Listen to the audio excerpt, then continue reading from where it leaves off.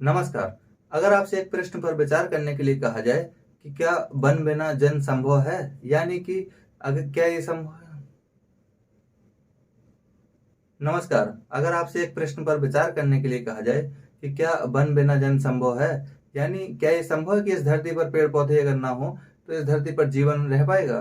तो इसका सीधा सा जवाब है कि ना होंगे वन तो ना होंगे जन। यानी कि इस धरती पर जीवन संभव होने की एकमात्र वजह अगर कहा जाए तो वो है यहाँ के वनस्पति यानी पेड़ पौधे। तो चलिए आज के दिन यानी 21 मार्च के दिन हम जानेंगे अंतर्राष्ट्रीय वन दिवस के बारे में। हम अब विचार करेंगे कि इस दिन को मनाने की शुरुआत कब से हुई, इस दिन को 21 मार्च के दिन ही क्यों मनाया जाता है। इसके अलावा हम जानेंगे वनों के महत्व के बारे में और आज वनों पर किस प्रकार के संकट मंडरा रहे हैं इसके बारे में भी जानेंगे। और साथ ही साथ जानेंगे अंतर्राष्ट्रीय वन दिवस 2023 की थीम क्या है। इसके बाद हम जानेंगे कि जब हम 5 जून के दिन पर्यावरण दिवस के रूप में मनाते हैं तो क्या जरूरत है इस दिन को मनाने की, यानी 21 मार्च का एक दिन और क्यों हम वनों के लिए मना रहे हैं। तो चलिए समझते हैं इस समग्र विषय पर। तो देखिए जो पीछे आप डायग्राम देख रहे हैं इसमें समस्त विषय वस्तु उपलब्ध कराई गई है, तो इस डायग्राम को आप एज इट इज बना लीजिएगा। देखिए यदि हम बात करें उस समय की जिस समय ब्रिटेन में यानी यूरोप में, पूरे यूरोप में पेड़ पौधों की व्यापक तौर पर कटाई हुई थी। ये दौर था औद्योगिक क्रांति का यानी इंडस्ट्रियल रिवॉल्यूशन का, यानी ऐसा दौर जिस समय उद्योग धंधों को बड़े पैमाने पर यूरोप में लगाया जा रहा था। तब कोयले कोयले की चूंकि सीमित उपलब्धता थी इसलिए पेड़ पौधों की बड़े पैमाने पर कटाई हुई। और जब बड़े पैमाने पर पेड़ पौधों को काटा गया और उनका उपयोग किया गया उद्योग धंधों में, इसके बाद यूरोप में तरह तरह की समस्याएं उपजी, क्योंकि वहां पेड़ पौधों का घनत्व क्या हो गया, कम हो गया। इसलिए पर्यावरण से संबंधित समस्याएं उपजी। वर्ष था 1971, 1971। इस समय यूएन की एक एजेंसी है जिसका नाम है खाद्य एवं कृषि संगठन। इस संगठन ने पहली बार ऐसा था जब अंतर्राष्ट्रीय वन दिवस मनाने की शुरुआत की। कब? 1971 में। तो अगर पूछा जाए कि पहली बार ये कब मनाया गया तो 1971 में। लेकिन ध्यान रखिएगा कोई डेट इसके लिए ऐसा फिक्स नहीं किया गया था कि इस दिन हम हर साल मनाएंगे। इसके बाद क्या हुआ, एक एजेंसी है यूरोप की जिसका नाम है यूरोपियन कॉन्फेडरेशन ऑफ एग्रीकल्चर। इसने अपनी 23वीं बैठक में ये प्रस्ताव रखा कि क्यों ना हम सामूहिक तौर पर एक क्या मनाए, अंतर्राष्ट्रीय वन दिवस के रूप में मनाए। अब बात करते हैं यूएन की इसमें भूमिका। तो यूएन ने सर्वप्रथम 28 नवंबर के दिन क्या किया, 28 नवंबर के दिन यूएन की महासभा यानी United nation general assembly. General assembly का मतलब है जैसे हम लोगों के यहाँ पार्लियामेंट होती है, उसी तरह जनरल असेंबली को कहते हैं पूरे दुनिया की पार्लियामेंट। यानी अलग अलग देशों से चुने हुए लोग कहाँ जाते हैं, इस पार्लियामेंट में। इसलिए कि इसको कहा जाता है अंतर्राष्ट्रीय सांसद या विश्व की संसद। चलिए इसने क्या किया, इसने अनाउंसमेंट किया इस दिन को मनाने के लिए। कब? 28 नवंबर 2012 को। लेकिन ध्यान रखिएगा 28 नवंबर 2012 को इस दिन को मनाने की शुरुआत की गई थी। लेकिन क्योंकि नवंबर मार्च के पहले आता है या बाद में, तो जाहिर सी बात है नवंबर आता है मार्च के बाद में, इसलिए इस साल तो ये मना नहीं पाएंगे।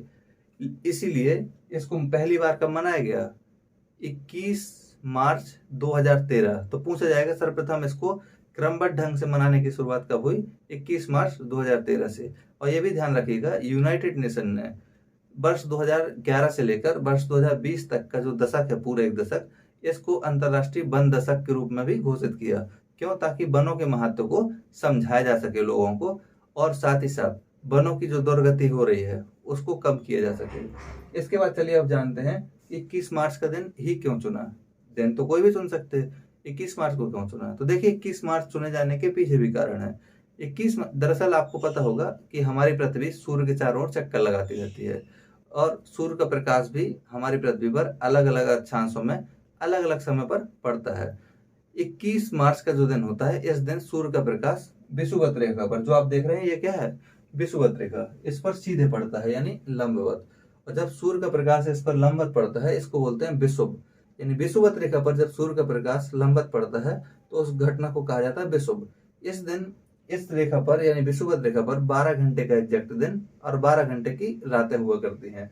इस समय उत्तरी गोलार्ध में बसंत ऋतु और दक्षिणी गोलार्ध में शरद ऋतु होती है।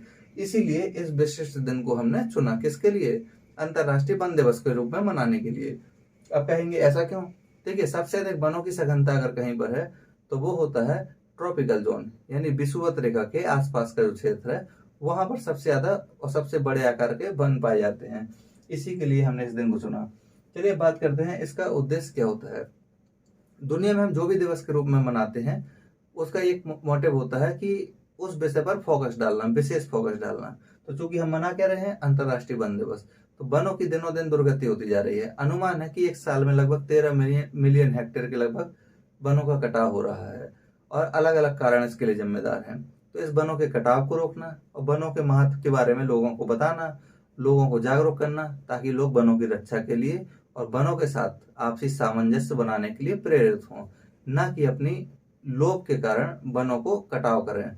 तो इसके लिए इस दिन को मनाते हैं। अब जानेंगे हल्का सा वनों के महत्व के बारे में कि वन क्यों महत्वपूर्ण है। उसके पहले जानते हैं कि वन क्या होते हैं। देखिए, वन का मतलब होता है वृक्षों का समूह, यानी जब बहुत बड़े क्षेत्रफल में या फिर सीमित क्षेत्रफल में कई सारे पेड़ पौधे एक साथ मिलते हैं उसको कहते हैं वन। तो जानते हैं वनों का महत्व। जो आप ये देख रहे हैं माला, ये कोई माला नहीं है बल्कि ये वनों के महत्व को बताया गया है।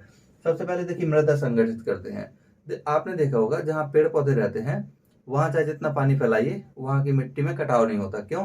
क्योंकि पेड़ पौधे क्या करते हैं, अपनी जड़ों के द्वारा मिट्टी को बांधे रखते हैं पूरी तरह से। तो सबसे महत्वपूर्ण काम क्या है इनका कि ये मिट्टी के कटाव को रोकते हैं और मृदा को बांधे रखते हैं, आपस में संगठित रखते हैं। साथ ही साथ मिट्टी में नमी को भी बनाए रखते हैं। क्यों? क्योंकि जब इनके आसपास से पानी गुजरता है तो इस पानी को नीचे तक पहुंचाते हैं।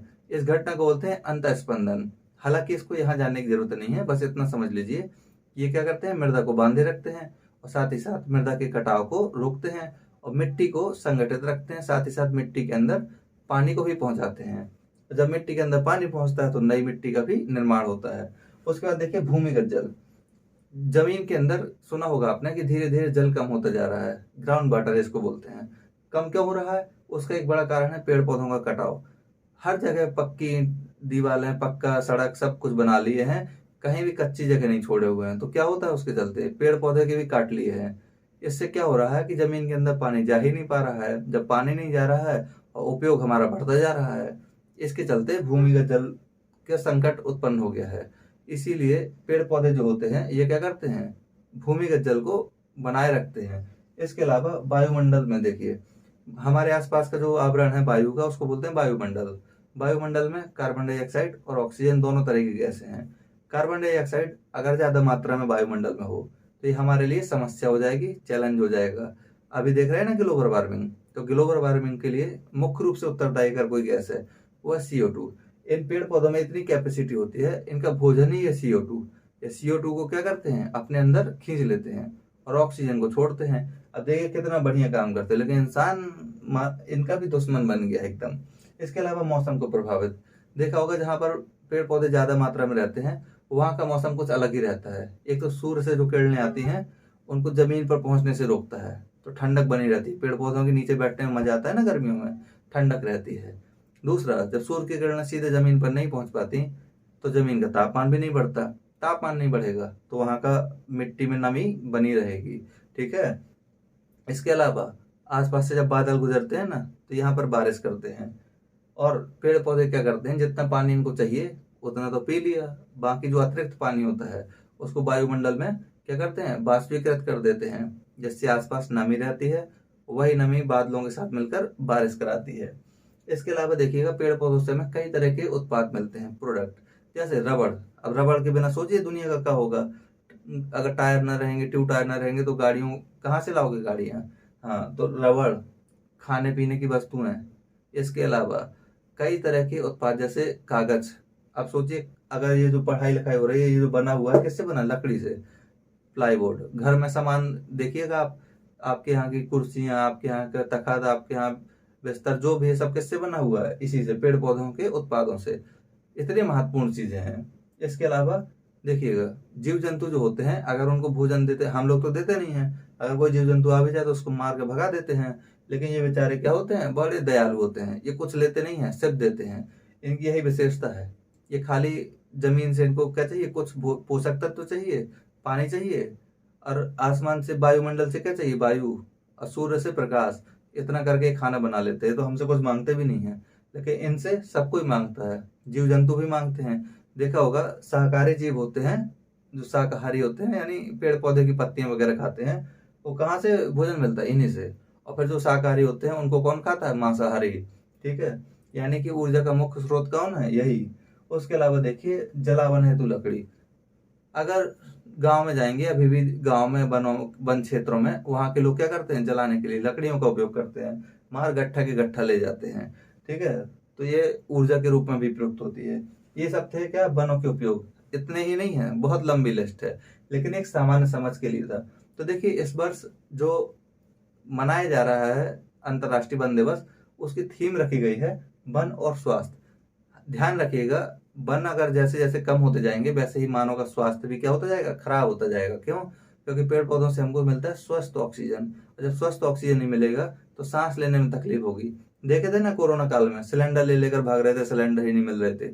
जो भी लोग मरे हैं सेकेंड वेव में कोरोना की, उनका मूल कारण था सांस लेने में दिक्कत होना। अब पेड़ पौधों को काट लोगे तो कहाँ से सांस लोगे? एक व्यक्ति तो ऐसे थे जो जिनको कोरोना हुआ, वो पेड़ के ऊपर ही बैठ गया था। हालांकि अच्छा आइडिया है, पेड़ पौधे क्या करते हैं? ऑक्सीजन को उत्सर्जित करते हैं, इसलिए बैठा हुआ था। तो ध्यान रखिएगा, वन और स्वास्थ्य। वन है तो आपका स्वास्थ्य है, और स्वास्थ्य है तो समृद्धि है। अगर वनों को तहस कर दिया तो चाहे जितना धन बना रहे, वन बिना धन किसी काम का नहीं। अब देखते हैं पर्यावरण दिवस से अलग कैसे। देखिए, हम पर्यावरण दिवस को मनाते हैं 5 जून के दिन, पूरा विश्व मनाता है, लेकिन फिर भी हमने वनों के महत्व को विशेष रूप से दर्शाने के लिए हमने एक दिन और चुना, जिसको कहते हैं 21 मार्च का दिन। इसलिए चुना क्योंकि देखिए, पर्यावरण की जब हम बात करते हैं तो पर्यावरण के अंतर्गत केवल वन नहीं आते हैं, वन के साथ जीव जंतु, स्थल मंडल, वायुमंडल, जल मंडल, सब कुछ आ जाता है। यानी पर्यावरण का अंतर्गत, अगर पर्यावरण को यदि हम एक गोला मान ले इस तरह का, तो वन क्या है? उसमें एक भाग। तो पर्यावरण दिवस तो मनाते हैं हम बेहद, मतलब पर्यावरण के विस्तृत महत्व को समझने के लिए, लेकिन उस पर्यावरण का एक महत्वपूर्ण अंग है पेड़ पौधे। इसी के लिए हम मनाते हैं अलग से अंतर्राष्ट्रीय वन दिवस।